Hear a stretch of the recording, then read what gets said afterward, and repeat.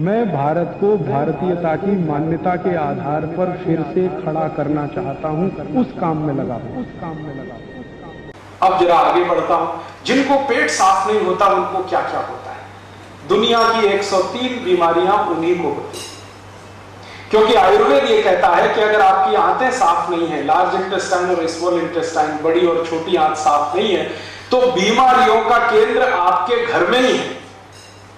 और 90% बीमारियां आपको मालूम है कब्जियत से शुरू होती हैं, कॉन्स्टिपेशन से शुरू होती हैं। हमारे देश में सभी बड़े चिकित्सक और वैद्य कहते हैं कि जिनका पेट साफ नहीं हुआ उनको कुछ भी बीमारी आएगी, संधिवात हो जाएगा, डायबिटीज हो जाएगी, कॉन्स्टिपेशन तो रहने वाला है, मुंह में से भयंकर बदबू आएगी, दांत आपके खराब हो जाएंगे, सांस में इतनी तेज बदबू होगी कि पड़ोसी बैठ नहीं पाएगा आपके पास, रात को नींद नहीं आएगी, भूख समय से नहीं लगेगी, भूख ठीक से नहीं लगेगी, शरीर में कमजोरी आती जाएगी। ऐसी 103 बीमारियां एक साथ आएंगी।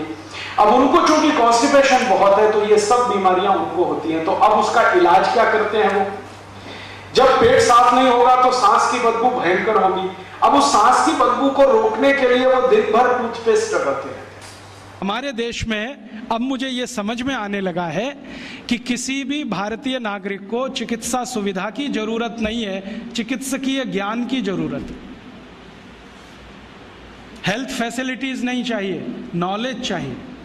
नॉलेज की बहुत कमी, और इतनी कमी है कि पढ़े लिखे लोग उससे ज्यादा पीड़ित हैं। छोटी छोटी बातें नहीं जानते।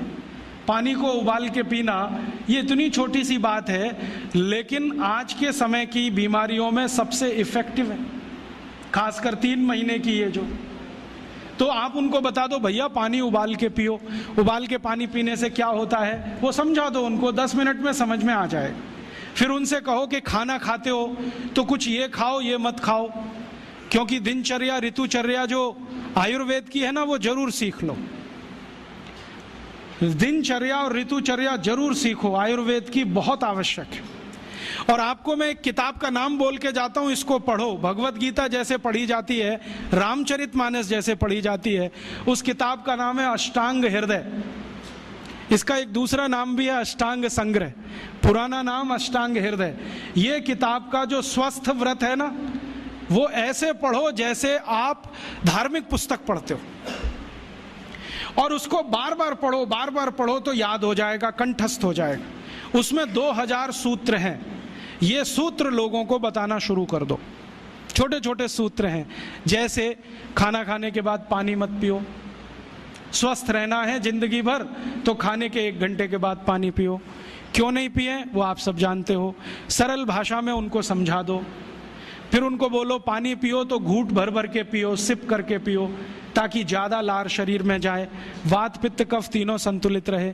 ठंडा पानी कभी मत पियो। मैंने दुनिया में ठंडे पानी पीने वालों को बहुत देखा है। यूरोप और अमेरिका के लोग चिल्ड वाटर पीते हैं, बर्फ का पानी फ्रिज में रख के पीते हैं। परिणाम जानते हैं क्या होता है? सवेरे जब टॉयलेट रूम में जाते हैं तो 1-1 घंटे बाहर ही नहीं आते। उनको पूछो भाई तुम क्या कर रहे थे 1 घंटे वहां? तो कहते हैं न्यूज़पेपर पढ़ रहे थे, मैगजीन पढ़ रहे थे। क्यों पढ़ रहे थे? स्टूल पास नहीं होता। क्यों नहीं होता? कॉन्स्टिपेशन है, जोर लगाना पड़ता है फिर भी नहीं होता। गाना भी गाते हैं मेरे सपनों की रानी कभी आएगी, फिर भी नहीं आती। और अंतिम दुष्परिणाम पता है क्या होता है? उनको पेट साफ तो होता नहीं, तो सांस में से भयंकर बदबू आती है।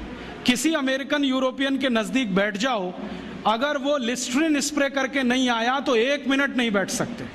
हर समय उनको माउथ फ्रेशनर स्प्रे करना पड़ता है, क्योंकि अंतड़ियां साफ नहीं है, कब्जियत है, मल भरा हुआ है, उसमें कचरा जमा है। फिर उनके पसीने में से भी बदबू आती है। क्यों? कब्जियत बहुत है। और पसीने की बदबू दूर करने के लिए डिओडोरेंट स्प्रे करते रहते हैं। और आप तो सब जानते हो कि अगर कब्जियत है तो बाल भी कड़क रहते हैं, तो उन कड़क बाल को सॉफ्ट करने के लिए क्या क्या सब करते हैं। शैम्पू लगाते हैं, शैम्पू के बाद पता नहीं क्या क्या लगाते हैं। ये सब वो जो करते हैं ना, उनकी मजबूरी है, स्टेटस सिंबल नहीं है। इसको अपने दिमाग से निकाल दो कि ये कोई स्टेटस सिंबल है। तो सरल भाषा में समझाओ, ठंडा पानी पीने से ये होता है, मत पियो, समझ जाएंगे। फिर उनको बोलो सवेरे उठो तो सबसे पहले पानी पियो। फिर उनसे बोलो खाना खाओ तो बैठ के खाओ, कभी भी खाना खाओ तो पूर्व दिशा में मुंह करके खाओ, सो तो पूर्व दिशा में। ये अष्टांग हृदय में इतने अद्भुत छोटे छोटी बातें हैं तो संस्कृत में है, लेकिन अब तो उसका हिंदी भी आने लगा है। तो हिंदी ले लो, हिंदी वर्जन ले लो, इसको पढ़ो, बार बार पढ़ो और ये जाके गांव में सबको बताओ।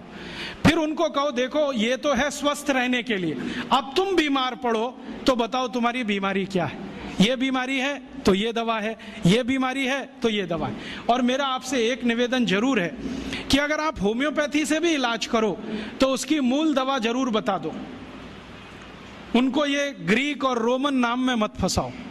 आप कहोगे जी मैं तो ऑसीमम दे रहा हूं, ये उनको कहो ये तो तुलसी का रस है भैया, तुम्हारे घर में फूलों से बनी हुई है, आसानी से मिलती है, जयपुर में मिलती है, दिल्ली में मिलती है। भंडारी वालों को अक्सर ऑर्डर दे के रखो, हमको इतनी भेजो। उनको जो पता चल गया कि आप प्रचार के लिए कर रहे हो तो मुफ्त में भी दे देंगे आपको।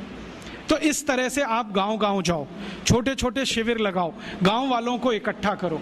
गांव वाले बहुत दुखी हैं, शहर वाले भी दुखी हैं, वैसे तो वो दुखी हैं। इसका यही सबूत है कि रामदेव जी आए जयपुर में सवेरे 4 बजे तो सब लोग पहुंच जाते हैं वहां, पैसा भी देते हैं, समय भी देते हैं। और 4 बजे रामदेव जी कहें टांग ऊपर उठा लो तो उठा लेते हैं, कहें सिर नीचे कर दो तो कर लेते हैं, ऐसे कर लो तो कर लेते हैं। क्यों?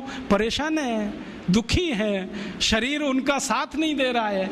और इतने दुखी हैं कि रामदेव जी तो क्या, कोई टिम्बकटू आ जाए उसी के सामने वो आ जाएंगे और वो दुनिया भर में घूम के आते हैं अपनी अपनी छोटी छोटी बीमारियां लेके। तो इन जो दुखी लोगों का थोड़ा थोड़ा आप मदद कर दो इलाज के रूप में, ये सब आपके भगत हो जाएंगे। और ये भगत हो जाएंगे तो कहो आप भी प्रचार करो इसका, वो भी करें, आप भी करो, तो ये इतना तेजी से मल्टीप्लाई करेगा कि 2-5 साल में एलोपैथी का बाजा बज जाएगा। और बजा देना है अपने को, हाँ, ये संकल्प लेके चलो कि इनका बाजा हमको बजाना है। मैं बहुत जल्दी एक टीवी चैनल शुरू करने जा रहा हूं एलोपैथी का बाजा बजाने के लिए। इनकी सब पोल खोलनी है मुझे, हाँ, इनकी इतनी पोल हैं मेरे पास, कम से कम 1,500 से ज्यादा डॉक्यूमेंट्स हैं जो एलोपैथी के गंदेपन को सिद्ध करने वाले, इनकी निकृष्टता को सिद्ध करने वाले, ये कितने अनसाइंटिफिक हैं वो बताने वाले हैं, कितने डॉगमेटिक हैं वो बताने वाले हैं। मेरे पास ऐसे बहुत इंटरव्यूज हैं बड़े बड़े डॉक्टरों के, वो कहते हैं कि हम कोई डायग्नोसिस नहीं करते, तीर मारते, लग गया तो ठीक, नहीं तो तुक्का। और वो कहते हैं हम तो एक ही सिद्धांत पे काम करते हैं, ट्रायल एंड एरर, देते जाओ गलतियां करते जाओ, देते जाओ गलती, भले मर जाए पेशेंट उसमें। हमारे पास तो कम से कम ये नहीं है ट्रायल एंड एरर वाला। हम तो जानते हैं कि तुलसी है तो उसके ये गुण हैं तो ये रिजल्ट आना ही चाहिए, मेथी है तो उसके ये गुण हैं तो ये रिजल्ट आना ही चाहिए। हमको सब मालूम है, फिक्स है, यहाँ वेरिएशन नहीं है। मेथी के जो रिजल्ट चरक ऋषि को मिले वो आज भी मिलते हैं, इसमें इतना सातत्य है, वेरिएशन कहीं भी नहीं है। तो जो विज्ञान में सातत्य होता है, सत्य ज्ञान वही होता है। तो हमारे पास जो सत्य ज्ञान है इसको लेकर आगे बढ़ें और इसके अपने जीवन में भी और दूसरों के जीवन में प्रयोग करने के लिए प्रेरित करें। दोस्तों, सबसे पहले तो चैनल सब्सक्राइब करें, फिर लाइक, कमेंट और शेयर करें। और हाँ, हमारा एंड्रॉयड ऐप डाउनलोड करना ना भूलें।